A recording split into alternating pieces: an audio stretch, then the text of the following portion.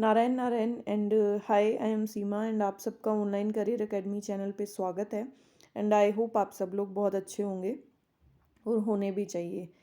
ठीक है, बट उससे पहले प्लीज़ आप हमारे चैनल को सब्सक्राइब कीजिए, वीडियो को ज़्यादा से ज़्यादा लाइक एंड शेयर कीजिए। ठीक है, आज से मैं जो है वो आपकी मैथ्स की क्लास जो है वो रेगुलर लेने वाली हूँ और मैथ्स का जो है वो आपका फुल कोर्स करवाऊँगी। सो आपको मैथ्स की अब कोई भी टेंशन लेने की ज़रूरत नहीं है, बिकॉज आपकी जो भी क्वेरीज होंगी उनका सभी का आपको आंसर दिया जाएगा और सभी प्रॉब्लम जो वो सॉर्ट आउट होंगी। ठीक है, तो आज से हम हमारी चैप्टर वाइज क्लासेस जो हैं वो स्टार्ट कर रहे हैं। सो हमारा फर्स्ट चैप्टर है नंबर सिस्टम। ठीक है, तो आज की हमारी जो फर्स्ट क्लास हम स्टार्ट करने जा रहे हैं वो कौन सा चैप्टर है हमारा? नंबर सिस्टम, संख्या पद्धति। आज कौन सा चैप्टर स्टार्ट हो रहा है? First chapter. और ये जो सिलेबस है आपके सभी एग्ज़ाम्स के लिए इम्पोर्टेंट है, वो रेलवे के लिए, एसएससी के लिए, आर्मी, एयरफोर्स, नेवी, सभी स्टूडेंट जो है वो हमारी क्लासेस जो वो देख सकते हैं, सभी के लिए इम्पोर्टेंट है। मैं अभी यहाँ पे बेसिक कंसेप्ट से स्टार्ट करूँगी, उसके बाद हम जो है उसका जो हाई लेवल है वहाँ तक लेके जाएंगे। और आज हमारी जो है वो नंबर सिस्टम की कंसेप्ट की क्लास है, तो आज मैं आपको पूरा नंबर सिस्टम का कंसेप्ट जो है वो क्लियर करने वाली हूँ। ठीक है, तो आप जब तक क्लास है वो कहीं मत जाइए, क्योंकि नंबर सिस्टम का जो कंसेप्ट है आज बहुत अच्छे से क्लियर होने वाला है आपका। सो हम बिना टाइम वेस्ट किए हुए आज का हमारा नंबर सिस्टम जो है वो स्टार्ट करते हैं। ठीक है, देखो, नंबर सिस्टम, नंबर को आप क्या बोलते हो? नंबर को आप बोलते हो संख्या। ठीक है, और सिस्टम को आप क्या बोलते हो? पद्धति। सबसे पहला वर्ड आपका क्या है? नंबर। सबसे पहला वर्ड क्या है? नंबर। तो अगर हम देखें, तो अगर आपसे कोई पूछे, नंबर सिस्टम तो आपको पता चल गया, लेकिन अगर आपसे पूछे नंबर, नंबर कहाँ से आया, क्या होता है नंबर? ठीक है, तो नंबर क्या हो गई? संख्या। उससे पहले आपको एक चीज क्या सीखनी होती है? डिजिट। क्या सीखनी होती है? डिजिट, जिसको हम क्या बोलते हैं? अंक। अंकों से मिलकर क्या बनी है आपकी? संख्या। किससे बनकर? अंकों से मिलकर आपकी क्या बनी है? संख्या। संख्या बनी है ना, तो आपको सबसे पहले ये सीखना होगा आपका अंक क्या होता है। ठीक है, अगर आपका कोई भी एक्स वाई जेड कुछ भी है, तो ये आपके क्या हो गई? ये भी डिजिट है, ये भी डिजिट है और ये भी डिजिट है। ठीक है, अब ये नहीं पता ये कौन सा डिजिट है, ये कौन सा डिजिट है, ये कौन सा डिजिट है। अब आपको एक नंबर दे दे 5। ठीक है, ये आपका क्या है? अंक है हमारा, डिजिट है, लेकिन ये आपकी क्या है? संख्या नहीं। अगर आपको ये बोल दे 5 8, तो ये भी अंक है और ये भी अंक है। ठीक है, लेकिन अब इसमें फ़र्क क्या है आपका? ये आपका इकाई अंक है। क्या अंक है? यूनिट डिजिट है, इकाई अंक है। ये आपका क्या है? दहाई अंक है। क्या है? दहाई अंक है। ठीक है, अब देखो, आपके एक संख्या दे दी आपको, जैसे हम 5 8 ही ले रहे हैं। ठीक है, 5 8 ले रहे हैं, आपको ये पता चल गया नंबर क्या होते हैं, नंबरों का सिस्टम। अब हम नंबरों का सिस्टम सीख रहे हैं। ठीक है, ये आपका क्या था? हमेशा जो फर्स्ट लेटर होगा आपका, जो लास्ट, ये क्या होगा आपका? Unit digit. यूनिट डिजिट मतलब इकाई अंक। ठीक है, इकाई अंक हमेशा जैसा होता है वैसा ही रहता है। ये आपका क्या है? आप इसको दहाई अंक भी बोल सकते हैं और 10th डिजिट भी बोल सकते हो। ठीक है, तो ये 10th डिजिट बोल सकते हो, तो आपको क्या करना पड़ेगा? क्या करना पड़ेगा? ये 10th डिजिट है और ये आपका क्या है? Unit digit. यूनिट डिजिट तो एज इट इज आ जाएगा, लेकिन इसको क्या करना पड़ेगा? 10th डिजिट है, मतलब आपको क्या करना पड़ेगा? 5 × 10, इसको मल्टीप्लाई करना पड़ेगा, फिर इसको ऐड करना पड़ेगा। 50 + 8, देन आपका क्या बन गया? 58। ठीक है, तो अब कोई भी संख्या है उसको आप क्या लिखोगे? 10x + y। ठीक है, मतलब ये आपकी क्या हो गई? ये आपकी हो गई इकाई अंक और ये आपका क्या हो गया? दहाई अंक। कोई भी दहाई अंक होगा उसको 10 से मल्टीप्लाई करेंगे तो तभी वो आपके क्या होगा, दहाई अंक होगा। ठीक है, तो कोई भी संख्या जो है वो आपकी संख्या को आप इस तरह से नोट डाउन करोगे, इसी तरह से लिखोगे। ठीक है, ये चीज़ आपको समझ आ गई, क्लियर। अब देखो एक चीज़ और बताती हूँ मैं आपको। नेक्स्ट चीज़, नेक्स्ट क्या है, देखो हमने अभी हमारी संख्या सीख ली कि क्या होती है, डिजिट सीख लिए क्या होते हैं। अब हम हमारे नेक्स्ट स्टेप पे चलते हैं। नेक्स्ट स्टेप क्या आता है हमारा, जैसे आपको एक संख्या दे दी 685।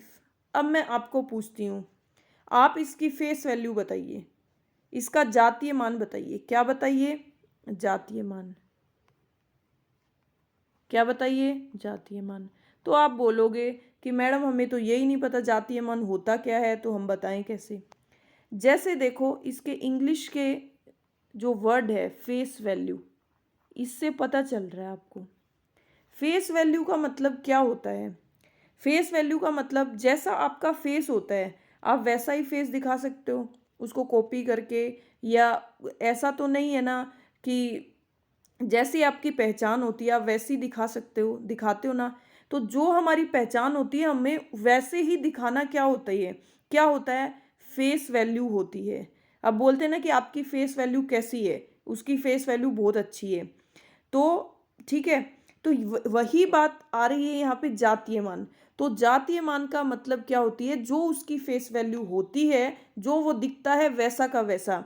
तो जैसे आपको बोला जाए कि 5, 5 की फेस वैल्यू क्या होगी, 5। अगर आपको बोला जाए 8 की फेस वैल्यू क्या होगी तो आप बोलोगे 8। 6 की फेस वैल्यू क्या होगी, 6। ठीक है, आपको इसमें कुछ भी चेंज नहीं करना, कुछ भी आपको ऐड करके नहीं दिखाना, जैसा जो दिखता है वैसा का वैसा बताना है। अब आपको एक संख्या मैंने और ले ली, जैसे आपको बोला 923। अब बताइए आप, अगर मैंने पूछा आपको 2 की फेस वैल्यू क्या है तो आप क्या बताएंगे, मैडम 2 की फेस वैल्यू 2 है। 9 की फेस वैल्यू पूछा आपसे तो 9 की फेस वैल्यू 9 है। 3 की फेस वैल्यू 3 है। ठीक है, कंसेप्ट समझ में आया कि जातीय मान क्या होता है, फेस वैल्यू क्या होता है। अब हमारे यहाँ की यस मैडम ये चीज़ समझ आ गई। तो अब हम एक चीज़ और पूछ लेते हैं आपसे। अगर हमने वही डिजिट ले लिया, चलो 685, अब इसमें आपको बोल दिया, एक चीज़ पूछ ली मैंने और नेक्स्ट कि प्लेस वैल्यू क्या होती है। प्लेस वैल्यू अगर हम बोलें तो जहाँ हम रहते हैं वो क्या होता है, उसकी क्या वैल्यू है, तो आपको वो पूछ लिया। ठीक है, स्थानीय मान पूछ लिया, तो वो आप कैसे बताओगे, वो बोलोगे मैडम हमें तो पता ही नहीं कि स्थानीय मान क्या होता है। ये मैं आपको इसलिए बता रही हूँ क्योंकि एग्ज़ाम में आपके क्वेश्चंस आते हैं कि आपको एक संख्या दे दी जाएगी, उसकी आपको फेस वैल्यू पूछ ली जाएगी, या तो जातीय मान पूछ लिया जाएगा या उसकी प्लेस वैल्यू। ठीक है, तो ये बेसिक कंसेप्ट जो है वो समझाने बहुत ज़रूरी हैं। ठीक है, अब देखिए, अब आपको बोला कि इसका स्थानीय मान क्या है, तो आपने जब फेस वैल्यू तो बताई as it is, unit digit की तो सेम रहेगी, यूनिट डिजिट की प्लेस वैल्यू तो क्या रहेगी, सेम रहेगी। बात आती है यहाँ पे प्लेस वैल्यू की। प्लेस वैल्यू की जो सेकंड नंबर जो दहाई अंक है हमारा, दहाई अंक की प्लेस वैल्यू क्या होगी, तो दहाई अंक की प्लेस वैल्यू क्या होगी, 8 इंटू 10 80। क्या होगी, 8 इंटू 10 80। अब आपको पूछा जाए इकाई दहाई, ये आपको पता है क्या है, सैकड़ा। तो इसकी प्लेस वैल्यू अगर आपको पूछे तो ये आपको पता है सैकड़ा, तो इसको हमेशा 100 से मल्टीप्लाई करते हो आप। तो जैसे दहाई को 10 से करना होता है वैसे ही सैकड़ा जो है इसको आपको किससे करना होता है, 100 से। इसको आप क्या करोगे, 100 से। अब अगर आप देखो 680 और +5 अगर इनको ऐड करते हो तो आपका क्या बनता है, 685। ठीक है, अब मैं आपको एक संख्या और देती हूँ, 951। अब बताइए आप इसकी 9 की फेस वैल्यू बताइए और 5 की आप प्लेस वैल्यू बताइए। दो चीज़ें पूछ ली, इसकी फेस वैल्यू और इसकी प्लेस वैल्यू बताइए। तो इसकी फेस वैल्यू तो आपको डरने की ज़रूरत ही नहीं है, 9 की 9 ही हो जाएगी, और प्लेस वैल्यू भी डरने की ज़रूरत नहीं है, आपको पता है दहाई अंक है तो 50 हो जाएगी। ठीक है, हो जाएगी ना? Any doubt? समझ आया कि आपको यहाँ पे हमने दो चीज़ें सीख ली है। पहले हमने क्या सीखा, हमने नंबर सीखा कि नंबर आया कैसे, डिजिट से किस तरह बना। ठीक है, उसके बाद हमने जो है सीखा हमारी फेस वैल्यू क्या होती है, प्लेस वैल्यू क्या होती है। ठीक है, दो चीज़ें सीख ली। अब हम आते हैं हमारे नेक्स्ट स्टेप पे। अब नंबर सिस्टम से रिलेटेड कुछ और कंसेप्ट पे चलते हैं। ठीक है, अब देखो नंबर सिस्टम में एक चीज़ क्या होगी, नंबर सिस्टम में एक चीज़ आपको देखो, संख्या एक्स वाई है, एक्स वाई, तो आपको पता है ये आपका क्या हो गया, यूनिट डिजिट, और ये आपका क्या हो गया, दहाई अंक। ये इकाई और ये दहाई, ये इकाई ये दहाई। तो अब आप इसको क्या लिखोगे, 10x प्लस वाई, यही लिखोगे ना। जैसे आपका 64, तो 6 × 10 + 4, यही लिखा ना आपने, तो आपकी क्या आ गई, 64। अब अगर आपको ये बोल दिया जाए कि संख्या पलटने पर, संख्या को पलटना है, एक्स वाई की जगह आपको क्या करना है, वाई एक्स, तो आप ऐसे नहीं लिख सकते। तो आप क्या लिखोगे, संख्या आपकी पलट गई, 10y + x, आप इसको इस तरह से नोट डाउन करोगे। ठीक है, अब देखो यहाँ पे आपको क्या करना है, 46, संख्या पलट देनी है, तो पलट देनी है तो 4 × 10 और +6, तो अब आपकी क्या आ गई, आप इसको इस तरह से लिखोगे 10y + x, ना कि 10x + y ही रहेगा, वो आपका रोंग हो जाएगा। ठीक है, ये छोटी छोटी चीज़ें जो हैं वो बहुत इंपॉर्टेंट हैं, इसीलिए मैं आपको समझा रही हूँ कि कुछ भी चीज़ जो है वो आपकी छोटी से छोटी चीज़ भी जो है वो स्किप ना हो जाए, और आपके सारे कंसेप्ट जो हैं वो क्लियर हो जाएं। ठीक है, मैं ऐसा कुछ छोड़ूंगी नहीं कि आपके कुछ डाउट्स रहें, दिक्कत रहे, तो क्योंकि मैं हर छोटी से छोटी चीज़ जो है वो बहुत अच्छे से क्लियर करने की कोशिश कर रही हूँ, लेकिन फिर भी अगर कुछ छूटता है देन आप मुझे बता सकते हैं, मैं आपको वो भी बहुत अच्छे से समझाऊंगी। ठीक है, अब देखो नेक्स्ट, नेक्स्ट हम बताते हैं आपको। अब देखो, अब आपके कुछ नंबर्स में हमने ये तो सीख लिया, अब आपके हम नंबर में कुछ चीज़ें बताती हूँ मैं आपको, कि जैसे ये कौन सा नंबर है, ये कौन सा नंबर है, जो आप कौन सी, जब से आपके मैथ लगी है फर्स्ट क्लास से आप पढ़ते आ रहे हैं। ठीक है, अब देखो फर्स्ट आपका क्या है, नेचुरल नंबर, क्या है, नेचुरल नंबर। नेचुरल नंबर को आप क्या बोल सकते हैं, प्राकृतिक संख्याएं, क्या बोल सकते हो आप, प्राकृतिक संख्याएं। ठीक है, अब आपको ये पूछा जाता है कि आपके नेचुरल नंबर कौन से होते हैं, नंबर्स की बात चल रही है तो हम सारे नंबर देखेंगे, natural number, whole number, even number, odd number. ठीक है, तो नेचुरल नंबर, सबसे पहला आपका कंसेप्ट है कि नेचुरल नंबर क्या होता है, तो बताइए नेचुरल नंबर क्या होता है। तो नेचुरल नंबर जो है हमारा 1 से स्टार्ट होकर 1 2 3 इन्फिनिटिव तक हमारे क्या होते हैं, सारे जो है वो नेचुरल नंबर होते हैं, 1 से लेकर इन्फिनिटिव तक।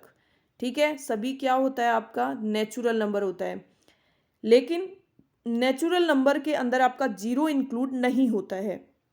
क्या इंक्लूड नहीं होता है, नेचुरल नंबर में आपका जीरो इंक्लूड नहीं होता है। 1 से लेकर इन्फिनिटिव तक, ध्यान से सुन लो, 1 से लेकर इन्फिनिटिव तक जितने भी नंबर होते हैं वो आपके सारे नेचुरल नंबर्स होते हैं। ये साथ साथ राइट डाउन कर लीजिएगा, क्योंकि मैं इसको इरेज कर दूंगी साथ साथ, तो आप राइट डाउन कर लीजिएगा, ये इंपॉर्टेंट चीज़ें हैं। ठीक है, देखो फर्स्ट कंसेप्ट आपको समझ में आ गया कि नेचुरल नंबर क्या होता है। फिर से रिपीट कर देती हूँ कि नेचुरल नंबर जो है 1 से लेकर इन्फिनिटिव तक जितने भी नंबर्स होते हैं वो सब आपके नेचुरल नंबर होते हैं, प्राकृतिक नंबर होते हैं, लेकिन इसके अंदर आपका जीरो इंक्लूड नहीं होता, जीरो कभी भी आपका नेचुरल नंबर नहीं होता। ठीक है, अब सेकंड आपको बोला जाता है कि होल नंबर कौन सा होता है, पूर्ण संख्या कौन सी होती है, बताइए। तो पूर्ण संख्या में जीरो और ऐड हो जाएगा। क्या हो जाएगा? 0 1 2 से लेकर इन्फिनिटिव तक, 0 से लेके इन्फिनिटिव तक आपकी जितनी भी संख्याएं होती, जितने भी नंबर होते हैं वो सभी होल नंबर्स होते हैं। ठीक है, नेचुरल नंबर में 0 नहीं आएगा, और होल नंबर पूर्ण, मतलब पूर्ण से ही समझ आ रहा है, मतलब पूरी पूर्ण संख्या, मतलब सारी संख्याएं, तो 0 से लेकर इन्फिनिटी तक जितनी भी संख्याएं हैं वो आपकी होल नंबर्स होंगी।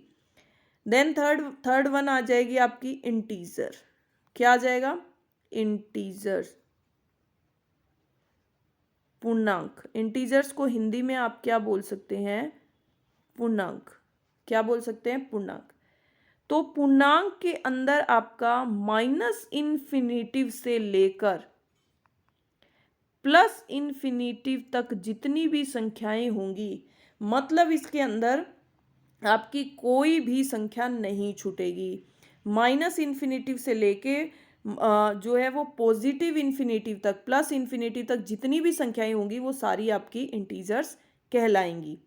अब देखो एक चीज़ और, अगर आपको बोला जाए 4.08, इसका आप इंटीजर बताए तो आपका इंटीजर क्या होगा? जैसे कि पूर्णांक, नाम से ही समझ आ रहा है पूर्ण, मतलब पूरी संख्या पूर्ण होनी चाहिए, तो ये किसके करीब है? 4.08, 4 के करीब है, तो आपकी पूर्णांक क्या हो जाएगा? 4 हो जाएगा। सेकंड देखो, अगर आपको बोला जाता है 5.65, इसका आप पूर्णांक बताइए, तो 5.65 का पूर्णांक आपका क्या हो जाएगा? ये किसके करीब है? ये 6 के करीब है। 5.65 जो वो 6 के ज़्यादा करीब है, तो ये क्या हो जाएगा? आपका 6 हो जाएगा। ठीक है, इसमें आपको पूर्ण संख्या बनानी है, तो आपको पूर्ण बताना है, तो इसका पूर्णांक हो जाएगा 6 और इसका पूर्णांक हो जाएगा 4। ठीक है, इंटीजर आपको क्लियर हुआ। अब देखो नेक्स्ट और जो सबसे ज़्यादा इम्पोर्टेंट है और सबसे ज़्यादा पूछा जाने वाला और जो बच्चों को सबसे ज़्यादा प्रॉब्लम होती है, अब हम नेक्स्ट बताते हैं आपको प्राइम नंबर। प्राइम नंबर को हम क्या बोल सकते हैं? अभाज्य संख्या।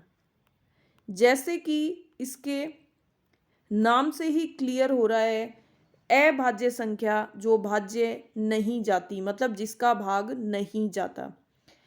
ठीक है, प्राइम नंबर। तो प्राइम नंबर क्या होता है? प्राइम नंबर में सिर्फ 1 का और सेल्फ, स्वयं का, सिर्फ 1 का और स्वयं का ही भाग जाता हो, वो संख्याएं क्या कहलाएंगी? आपकी प्राइम नंबर कहलाएंगी। अभाज्य संख्याएं जो किसी से भाग नहीं जाती हो, जिसमें 1 का और खुद का, इन दो संख्याओं का ही भाग जाता हो।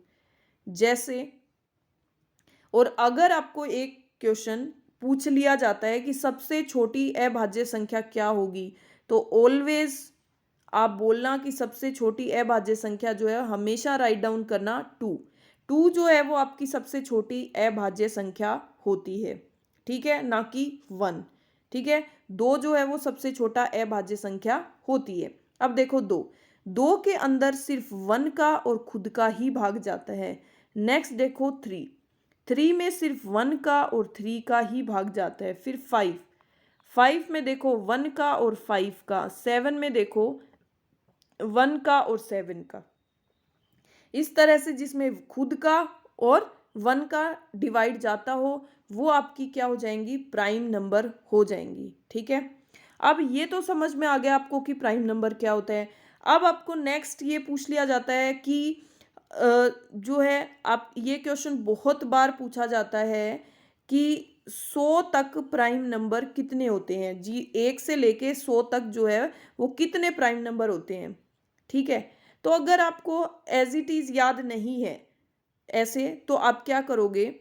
देखो 1 से 25 के बीच में तो आप ऑलमोस्ट लर्न रहते हैं, आपको 2 3 5 7 11 13 19 लर्न रहते हैं, 23।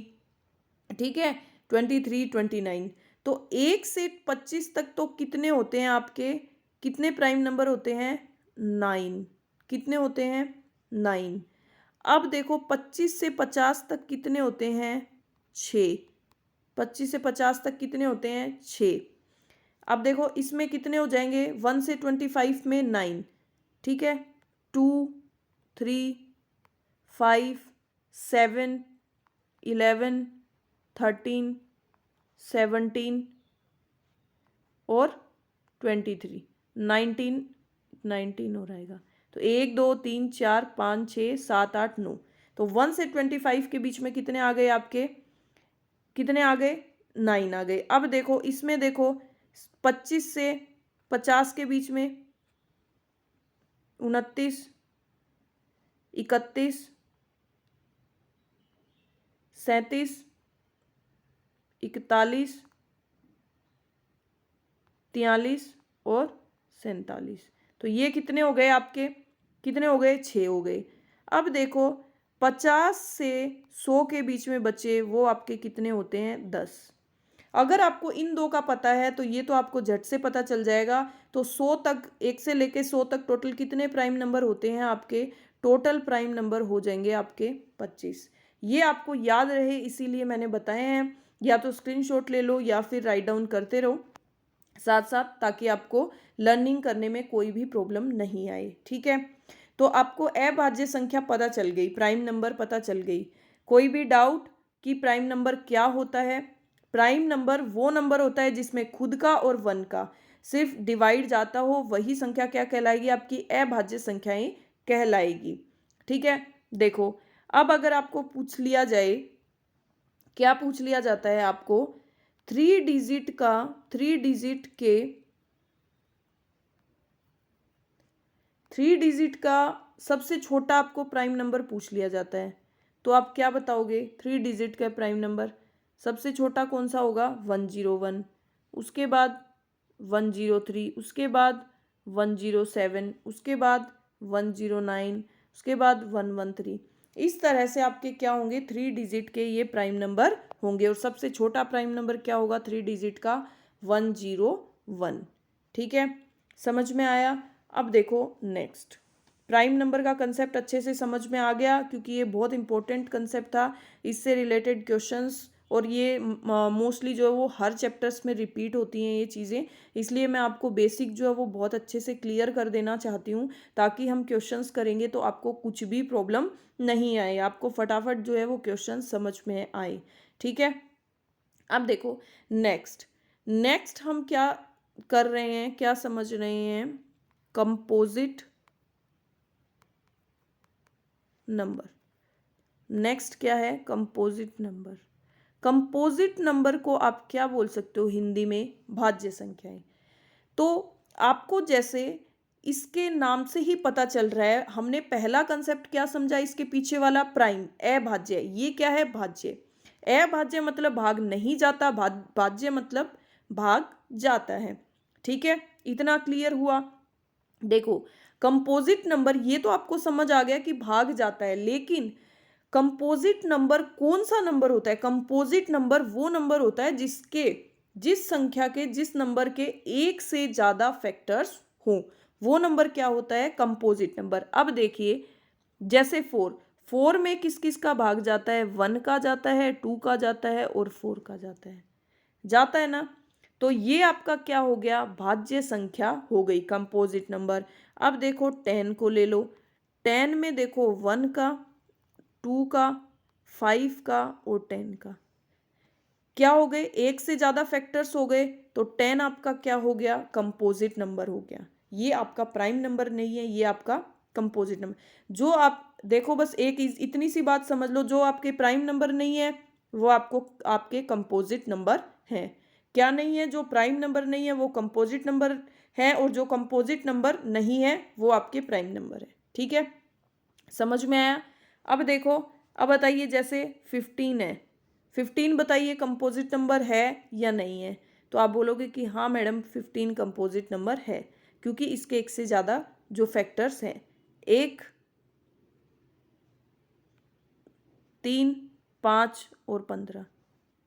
ठीक है, तो आपके 15 क्या हो गई? कंपोजिट नंबर हो गया। समझ आया? अब देखो आपको बोल दिया, आप बताइए 20, ठीक है, आपको बोला 20, 23, 18। इन तीनों में से बताइए कि आपका कौन सा कंपोजिट नंबर नहीं है। ठीक है, अगर आपको ऐसे नहीं पता तो आपको पता है इसमें 2 का भाग जाता है, 4 का जाता है, 5 का जाता है, 10 का जाता है और 20 का जाता है। तो ये तो आपका कंपोजिट नंबर हो गया। अब रहा 23, 23 के अंदर 1 का जाता है, 23 का जाता है, तो बोलोगे कि मैडम ये तो प्राइम नंबर है, ये कंपोजिट नंबर नहीं है। तो 23 जो है वो आपका कंपोजिट नंबर नहीं है। ठीक है, समझ आया कंसेप्ट? क्लियर? अब देखो, अब हम नेक्स्ट क्या देखेंगे। नेक्स्ट है हमारा को प्राइम नंबर। क्या है नेक्स्ट? सह अभाज्य संख्या।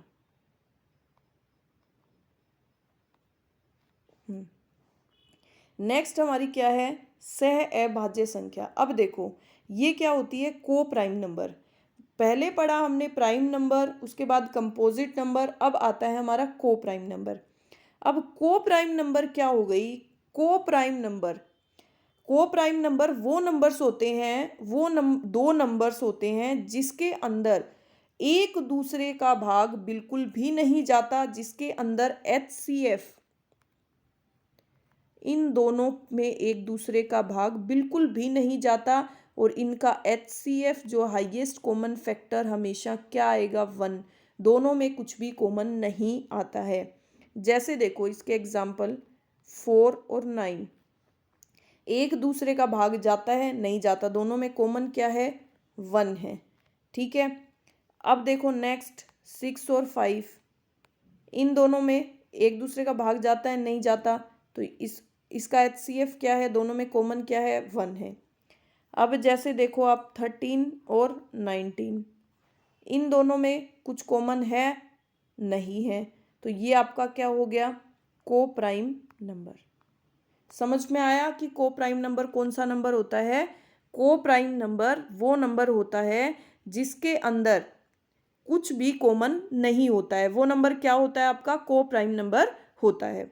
ठीक है, कंसेप्ट क्लियर? समझ में आया? अब आपको मैंने पूछा एक नंबर 21 और 25, बताइए ये आपका को प्राइम नंबर है या नहीं है? बताइए, है या नहीं है? 21 और 25 इन दोनों में कुछ कॉमन है? किसी में एक दूसरे का भाग जाता है? दोनों एक ही संख्या से कटती हैं? नहीं कटती। ये 5 से कटती है, ये 3 से कटती है, 7 से कटती है, तो इसलिए ये दोनों क्या हो गई? आपस में को प्राइम नंबर हो गई। ठीक है, इवन ओड से कोई मतलब नहीं है, बस ऐसी संख्याएं जो एक दूसरे से उनमें कुछ भी कॉमन नहीं होना चाहिए 1 के अलावा, तो वो आपकी संख्या क्या हो जाएगी? को प्राइम नंबर हो जाएगी। ठीक है, अब देखिए नेक्स्ट देखो, नेक्स्ट हमारा है पेयर प्राइम नंबर। ये क्या है? युग्म प्राइम नंबर, युग्म अभाज्य संख्या। ठीक है, जोड़े। पेयर का मतलब क्या होता है? जोड़े। तो पेयर प्राइम नंबर का मतलब क्या होता है? वो प्राइम नंबर जिनका डिफरेंस हमेशा क्या आएगा? अंतर हमेशा 2 आएगा। उन दो प्राइम नंबर के जोड़ों का, उन दो प्राइम नंबर का अंतर, जिनका अंतर हमेशा क्या आएगा? 2 आएगा, वो पेयर प्राइम नंबर होते हैं। जैसे देखो 3 और 5, इन दोनों का हमेशा डिफरेंस कितना है? 2 का। 5 और 7, 11 और 13, 19 सॉरी, और क्या होगा? 2 प्राइम नंबर 11 और 13, 17 और 19, 29 और 31, इनका सबका डिफरेंस कितना है? 2 का है। तो ये आपका क्या हो जाएगा? Pair prime number. तो पेयर प्राइम नंबर कौन से हो जाएंगे? पेयर प्राइम नंबर वो नंबर हो जाएंगे जिसके अंदर उन प्राइम नंबर्स का डिफरेंस कितना आएगा? 2 ही रहेगा, उनका अंतर 2 आएगा। तो वो जो प्राइम नंबर है वो कौन से प्राइम नंबर कहलाएंगे? Pair prime number. ठीक है, समझ में आया? ये कंसेप्ट आपको पेयर प्राइम नंबर का अच्छे से समझ आया? ठीक है, अब देखो, अब हम हमारे नेक्स्ट कंसेप्ट पे चलते हैं। हमारा नेक्स्ट कंसेप्ट क्या है? देखो, अब मैं आपको बता रही हूँ जो आपके लिए इम्पोर्टेंट है, और ये शायद सभी बच्चों को पता भी होगी, लेकिन फिर भी हम डिस्कस कर लेते हैं कि इवन नंबर क्या होते हैं। ठीक है, इवन नंबर को हम हिंदी में क्या बोलते हैं? सम संख्याएं। क्या बोलते हैं? सम संख्याएं। ठीक है, इवन नंबर को हिंदी में क्या बोलते हैं? सम संख्याएं। आपको पता ही इवन नंबर क्या होते हैं? इवन नंबर वो नंबर होते हैं जिसमें किसका भाग जाता है? पूरा पूरा दो का। जिस संख्या में दो का पूरा पूरा भाग जाता है वो नंबर क्या होंगे? हमारे इवन नंबर होंगे। ठीक है, कौन से नंबर होंगे? Even number. जैसे 2, 4, 6, 8, 10, 12, 14, ये सब आपके क्या होते हैं? सम संख्याएं, इवन नंबर होती हैं। ठीक है, और इवन जो संख्याएं होती है, इवन संख्याओं का लास्ट डिजिट हमेशा क्या होगा? डिजिट हमेशा क्या होगा? 2, 4, 6, 8। यदि किसी भी संख्या का लास्ट यूनिट डिजिट ये है तो वो संख्या आपकी क्या होगी? वो संख्या आपकी सम संख्या कहलाएगी। क्या कहलाएगी? सम संख्या। अब जैसे बताइए 8, 5, 6, 7, ये आपकी इवन नंबर है या नहीं है? तो आप देखते ही बता दोगे। यहाँ पे आपका इवन नंबर नहीं है यूनिट डिजिट, तो आपका ये जो है वो इवन नंबर, इवन संख्या नहीं है, सम संख्या नहीं है। 7, 5, 5, 8, तो 8 यूनिट डिजिट जो आपका सम है, तो आप तुरंत बोल सकते हो कि ये आपकी सम संख्या है। ठीक है, अब देखो नेक्स्ट आपकी आती है विषम संख्या। विषम संख्या को आप क्या? Odd numbers. ठीक है, आपको पता ही है, ये तो बहुत फर्स्ट क्लास से पढ़ते आ रहे हो कि इवन क्या होता है, ओड क्या होता है। तो इवन नंबर तो क्या हो गया? जिसका दो से पूरा पूरा भाग चला जाए, और ओड नंबर जिसका दो से भाग नहीं जाता है, वो आपके क्या हो गई? Odd number. ओड नंबर कौन सी संख्याएं होती है? 1, 3, 5, 7, 9, 11, 13। जिस संख्या में दो का पूरा पूरा भाग नहीं जाता वो सारी संख्याएं आपकी क्या होती है? ओड नंबर्स होती है, विषम संख्याएं होती है। विषम संख्या का लास्ट डिजिट क्या होगा? लास्ट डिजिट जो है विषम संख्या का 1, 3, 5, 7, 9। यदि किसी भी संख्या का लास्ट यूनिट डिजिट ये है तो वो आपकी क्या होगी? विषम संख्या होगी। अब देखो लेट मी चेक करते हैं कि आपको समझ आता है या नहीं। जैसे 3, 5, 8, 1। अब ये बताइए ये आपकी विषम संख्या है या सम संख्या है? तो अब आपको देखते ही पता चल रहा है कि इसका यूनिट डिजिट 1 है, तो ये आपकी क्या हो जाएगी? विषम संख्या हो जाएगी। इसमें कुछ भी डाउट? देखो 6, 8, 5, 2। अब ये बताइए आपकी इवन संख्या है, सम संख्या है या विषम संख्या है? तो 2 जो है वो यूनिट डिजिट आपका सम का है, तो ये आपकी कौन सी संख्या हो गई? सम संख्या। अब मैं आपसे पूछती हूँ, बताइए, देखो 2, 8, 2, 2, 1, 2, 1, 3, 5, 7, 5, 7, 0, 5, 7, 0, 3, 2, 1। बताइए, अब बताइए इसमें आपकी ओड संख्या कौन सी है और इवन संख्या कौन सी है? सम और विषम बतानी है।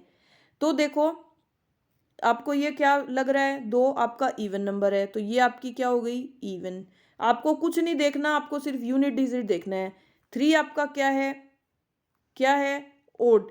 3 क्या है? ओड। विषम संख्या है, तो ये आपकी क्या हो गई? ओड हो गई। 0 हमेशा किस में काउंट होता है? 0 हमेशा सम संख्या में काउंट होता है तो ये आपकी क्या हो गई, इवन। वन हमेशा, वन क्या होगा आपका, वन आपको पता है कि ओड होता है, इसलिए वन जो है वो किस में आ जाएगा, ओड। तो ये आपकी कौन सी संख्या हो गई, ओड संख्या हो गई। आपको कुछ देखने की, कुछ सोचने की ज़रूरत नहीं है। आपका 2 मिनट का, आपका शायद ये 3 सेकंड का ही काम होगा, आपको सिर्फ टिक करना है, क्योंकि कई बार आपके क्वेश्चन आ जाता है इतना ईजी भी कि बताइए इसमें से इवन संख्या कौन सी है, ओड संख्या कौन सी है। ठीक है, अब देखो नेक्स्ट। अब मैं कुछ इंपॉर्टेंट फैक्ट्स आपको बता रही हूँ, वो आप ध्यान से सुनना और राइट डाउन करते जाना। ठीक है, मैं आपको समझा रही हूँ, कुछ इम्पोर्टेंट फैक्ट्स हैं। ठीक है, जैसे देखिए फर्स्ट क्या है, शून्य एक सम संख्या है। जीरो हमेशा आपकी क्या होती है, मैंने अभी अभी बताया। जीरो, ये राइट डाउन कर लीजिएगा साथ साथ या स्क्रीनशॉट लेते रहिएगा।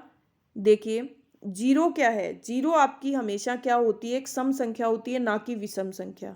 ठीक है, सबसे पहली बात कि जीरो किस में काउंट होगा, ऑलवेज इवन नंबर्स में काउंट होगा। ठीक है, फर्स्ट। सेकंड क्या है, दो लगातार सम संख्याओं का अंतर सदैव क्या होता है, दो लगातार, दो कंटिन्यू सम संख्याएं अगर होंगी उनका डिफरेंस हमेशा क्या आएगा, आपका 2 आएगा। जैसे 2 और 4, तो इनका डिफरेंस कितना है आपके सामने, 2। ठीक है, 4 और 6, इनका अंतर कितना है, 2। 6 और 8, इन दोनों का डिफरेंस कितना है, 6 और 8 का डिफरेंस 2। तो दो लगातार सम संख्याओं का अंतर हमेशा कितना आएगा, 2 आएगा। अब नेक्स्ट तीसरी बात, दो लगातार विषम संख्याओं का अंतर, दो लगातार विषम संख्याएं जो है, अब वही बात, सेम बात, दो लगातार विषम संख्याएं होंगी उनका डिफरेंस भी क्या आएगा, 2 आएगा। अब देखो जैसे 1 और 3, 5 और 7, इन दोनों का डिफरेंस कितना है, 2 है। ठीक है, 9 और 11, इन दोनों का डिफरेंस कितना है, 2 है। तो हमने 3 बातें सीखी यहाँ पे कि जीरो हमेशा सम संख्या में काउंट होगा, 2 और 2 लगातार सम संख्याओं का अंतर हमेशा 2 होगा, 2 लगातार विषम संख्याओं का अंतर हमेशा 2 होगा। ठीक है, हमने 3 बातें क्लियर करी है। अब देखो नेक्स्ट हमारी क्या है, जब भी आप, चौथी बात, जब भी आप किसी सम संख्या को और विषम संख्या को ऐड करोगे तो आपका टोटल क्या आएगा, टोटल हमेशा विषम आएगा। किसी भी सम संख्या को और किसी भी विषम संख्या को यदि ऐड करते हो तो टोटल हमेशा क्या आएगा, आपका ओड नंबर आएगा। ठीक है, इवन को और ओड को ऐड करते हो तो एडिशन हमेशा क्या आएगा, ओड आएगा। जैसे देखो सम संख्या ले लो आपकी 10 और ओड ले लो 7, 17, ऑलवेज ओड। ठीक है, समझ आया ये बात। अब देखो नेक्स्ट क्या है, दो सम संख्याओं का योग, वो तो आपका क्या था, एक इवन और एक ओड। अब आती है आपकी बात दो सम संख्याओं का योग। दो सम संख्याओं का योग हमेशा क्या होगा, दो सम संख्याओं का योग हमेशा आपका इवन ही आएगा। ठीक है, जैसे 2 + 4 6, ठीक है, 8 + 10 18, 24 + 6 30। तो दो सम संख्याओं का टोटल जो है वो हमेशा क्या होगा, आपका दो सम संख्याओं का टोटल हमेशा सम ही आएगा, इवन ही आएगा। ये आप जो कुछ चीज़ें मैं आपको इम्पोर्टेंट, ये कोई नहीं बताएगा, इसलिए ये इंपॉर्टेंट चीज़ें कई बार डायरेक्ट क्वेश्चन पुटअप हो जाता है। तो अगर आपको पता हो तो आप डायरेक्ट जो है, आपको कुछ वो करके देखने की भी ज़रूरत नहीं है, तो आपको वो टाइम भी आपका सेव होगा और आपको डायरेक्ट आंसर टिक करना है। ठीक है, अब देखिए नेक्स्ट क्या है, अब हम हमारे 6 कंसेप्ट पे चलते हैं। ये छठा नंबर जो क्या बोल रहे हैं, दो विषम संख्याओं का योग भी क्या होगा, सम। वो तो था इवन की बात, यदि 2 ओड को भी आप ऐड करते हो तो आपका जो आंसर है वो इवन ही आएगा। जैसे 1 + 3 4, 11 + 9 क्या होगा 20। तो यदि 2 ओड नंबर को ऐड करो तो भी इवन आएगा और 2 इवन नंबर को ऐड करो तो भी इवन आएगा, और यदि इवन और ओड को ऐड करते हो तो हमेशा आपका ओड आएगा। ठीक है, समझ आया आपको। अब देखो आपकी इंपॉर्टेंट फैक्ट्स की लास्ट जो बात है वो क्या है, 7th पॉइंट है कि जो आपका फर्स्ट नेचुरल नंबर तो क्या होगा, natural number, first natural number तो 1 होगा, ये बात याद रखना, कंफ्यूज मत होना। और जो होल नंबर है, पूर्ण संख्या है, वो हमेशा क्या होगी 0। पूर्ण संख्या तो 0 से स्टार्ट होगी और प्राकृतिक संख्या हमेशा 1 से स्टार्ट होगी। प्राकृतिक संख्या फर्स्ट, प्राकृतिक संख्या 1 होती है और पूर्ण संख्या जो है वो 0 होती है। ठीक है, कंसेप्ट क्लियर। कुछ ये इंपॉर्टेंट टॉपिक्स थे, कुछ इंपॉर्टेंट फैक्ट्स थे जो आपको समझाने थे। ठीक है, तो ये मैंने आपको क्लियर कर दिए। ठीक है, अब देखो, अब हमारे नेक्स्ट कंसेप्ट पे चलते हैं। अब देखो नेक्स्ट चीज़ मैं आपको क्या बता रही हूँ, हमने बहुत सारी जो है हमने नंबर्स पढ़ लिए कि नेचुरल नंबर क्या होते हैं, होल नंबर क्या होते हैं, हमने जो है वो सारा पढ़ लिया, इवन ओड, ठीक है, प्राइम नंबर, हमने सारे कंसेप्ट क्लियर कर लिए। अब जो है कुछ आपके जो है ये इम्पोर्टेंट नहीं है लेकिन फिर भी मैं आपको बता देती हूँ, आपके नॉलेज के लिए पता होना चाहिए। कई बार अगर क्वेश्चन पुटअप हो जाए तो ये नहीं होना चाहिए कि हमें आता नहीं है वो चीज़। ठीक है, इसलिए मैं आपके नॉलेज के लिए बता रही हूँ। आपके देखो एक है रैशनल नंबर, क्या है, रैशनल नंबर, जिसको आप हिंदी में क्या बोलते हो, परिमेय संख्याएं। अब आपकी बात आती है कि रैशनल नंबर क्या होते हैं, क्या होते हैं बताइए रैशनल नंबर। तो रैशनल नंबर वो नंबर होते हैं जिसको हम P/Q की फॉर्म में लिख सकते हैं, मतलब अंश और हर की फॉर्म में, मतलब किसी भी संख्या को हम बटे की फॉर्म में लिख सकते हैं, जैसे 5/1, ठीक है, 31/10, ठीक है, जैसे 5/2। किसी भी संख्या को हम P/Q की फॉर्म में लिख सकते हैं तो वो हमारी क्या हो जाएगी, रैशनल नंबर हो जाएगी। जिसको अंश और हर के रूप में लिख सकते हैं, जिसको बटे के रूप में लिख सकते हैं, वो हमारे क्या हो जाएगी, रैशनल नंबर। अब अगर रूट की कोई संख्या आती है जिसका पूरा पूरा रूट आता हो तो वो आपका क्या हो जाएगा, वो आपकी क्या हो जाएगी, रैशनल नंबर हो जाएगा। जैसे √4, √4 का रूट क्या होता है आपका, वर्गमूल क्या होता है इसका 2। अब आप इसके नीचे 1 लगा सकते हो तो ये आपकी क्या होगी, रैशनल नंबर। रूट √9, √9 का क्या हो गया, √9 का जो वर्गमूल है वो क्या हो गया 3। तो इसको आप क्या लिख सकते हो, 3/1, ठीक है। तो 3/1 लिख सकते हो तो ये आपकी क्या हो जाएगी, रैशनल नंबर, P/Q की फॉर्म में आप इसको लिख सकते हो। लेकिन एक चीज़ याद रखना, P/Q की फॉर्म में हम लिख सकते हैं लेकिन Q कभी भी हमारा यहाँ पे 0 नहीं हो सकता। क्या नहीं हो सकता, Q कभी भी 0 नहीं हो सकता, क्योंकि यदि इसको 0 कर दिया तो इसकी वैल्यू क्या आ जाएगी, इन्फिनेटिव। क्या आ जाएगी, यदि हमने बटे में 0 कर दिया, Q की वैल्यू हर की वैल्यू यदि 0 कर दी तो उसका जो आंसर है वो क्या आएगा, इन्फिनेटिव आएगा, जो है इन्फिनेटिव नहीं हो सकता। इसलिए रैशनल नंबर वही संख्या होती है जिसको आप P/Q की फॉर्म में राइट डाउन कर सकते हैं। ठीक है, अब देखिए नेक्स्ट आता है हमारा इर्रेशनल नंबर। क्या आता है, इर्रेशनल नंबर। साथ साथ सभी को राइट डाउन करते जाइए तभी आपको चीज़ें समझ में आएंगी। अब इसको आप हिंदी में क्या लिख सकते हैं, अपरिमेय। ठीक है, अब जैसे इसके नाम से ही आपको पता चल रहा है, रैशनल और इरेशनल, जिसको आप P/Q की फॉर्म में नहीं लिख सकते वो आप आपका क्या होगा, रैशनल नंबर। इर्रेशनल नंबर, जो रैशनल संख्याएं होंगी वो इर्रेशनल नहीं होंगी और जो इर्रेशनल होंगी वो रैशनल नहीं होंगी। अब जैसे देखो पी अपॉन क्यू की फॉर्म में जिसको नहीं लिख सकते, जैसे √2 है, √2 की वैल्यू क्या होती है 1.41421 एंड सो ऑन। ये कंटिन्यू चलती रहती है, कभी ख़त्म नहीं होती, तो ये आपका क्या होगा, इर्रेशनल नंबर होगा। √3 1.7320 एंड सो ऑन, ये कंटिन्यू चलती रहेगी।